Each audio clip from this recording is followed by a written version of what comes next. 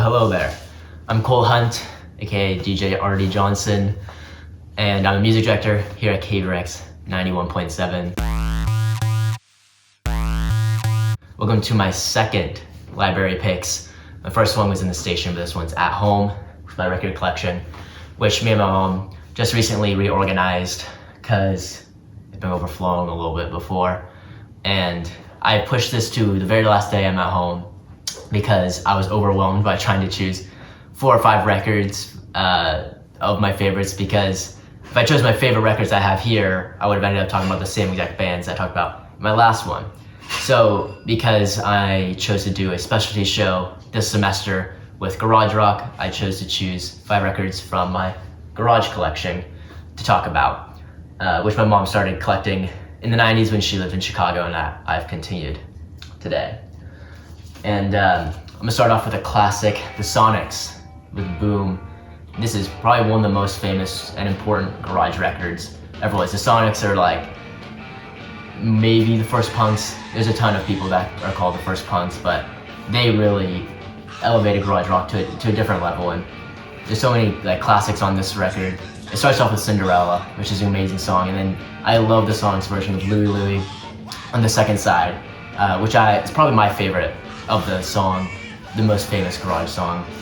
And they kickstarted the whole Pacific Northwest scene and are probably one of the most important bands in the history of American rock and roll.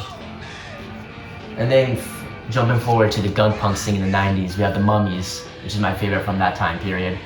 With this record, Never Been Caught, which I'm pretty sure my mom bought back in the day. And this record has some great songs on it, like Your Ass Is Next in Line, and Little Miss TNT, Stronger Than Dirt, of course a classic, and it ends with Jezebelle, which is one of my favorites by the Mummies. It doesn't have a couple of my favorite covers, such as Uncontrollable Urge or The Fly, but this is probably my favorite single Mummies record, but I have a few more that have a lot of overlap between songs, but this one probably collects the biggest amount. And I have an ex-girlfriend who used to say that my music was too bangy. That's probably because I played stuff like this. Move on, we have the Headcoatees, another 90s garage band. The Headcoatees are one of my favorite, especially the main girl in it, Holly Golightly, a bunch of her solo records too.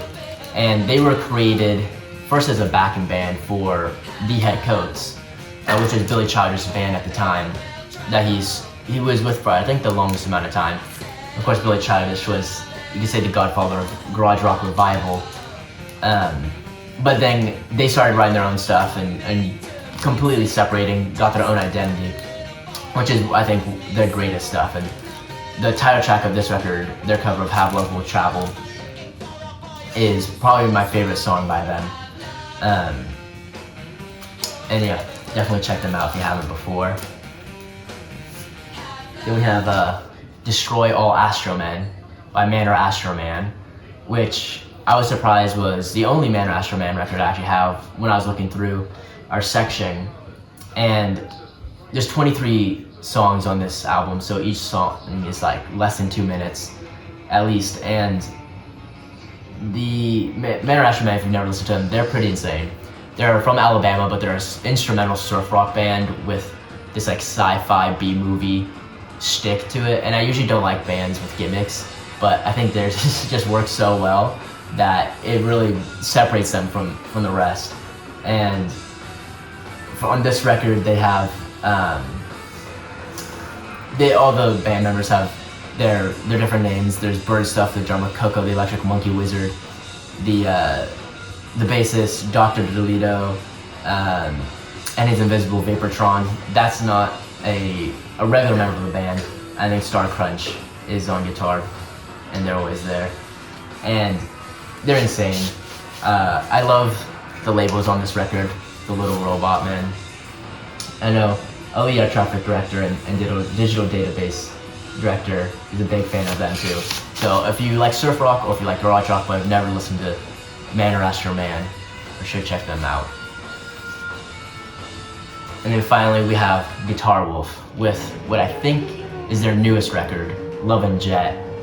They might have had another record come out since, but I'm unaware of that. But Love and Jet, because they always call themselves Jet Rock instead of Garage Rock, they're from Japan, of course, and probably one of the most important Japanese garage rock bands, except for the original group sound scene in the late 60s. But they've been going for at least 30 years and have released an insane number of records. I also have Kung Fu Ramon in my collection, and there's some great songs on this record, like Love and Jet, Sex Jaguar, Bowling in Takada Nobara, Fireball Red Legend. I think one of the first songs I ever played on KVRX came from this record. And some of it's in Japanese, some of it's in English. You can't really understand either way. And I love that they just keep doing what they're doing, because there's not many other bands around that still kind of play the same type of stuff from the garage rock revival in the 80s and 90s, where it's just that punky, simple, don't really innovate, but that's like, I feel like the whole ethos of garage rock and what makes it great. So I love that they keep that spirit alive, and hopefully I can see them live soon, because I've been looking forward to that for a long time. And you can check out all these bands, which I'll be playing, all the songs because they're probably blacklisted, but I'll be playing most of these songs on my new show this semester, at the Rave Up. I don't know what day it is, program can tell you that. Keep an eye on the schedule, and see you next time.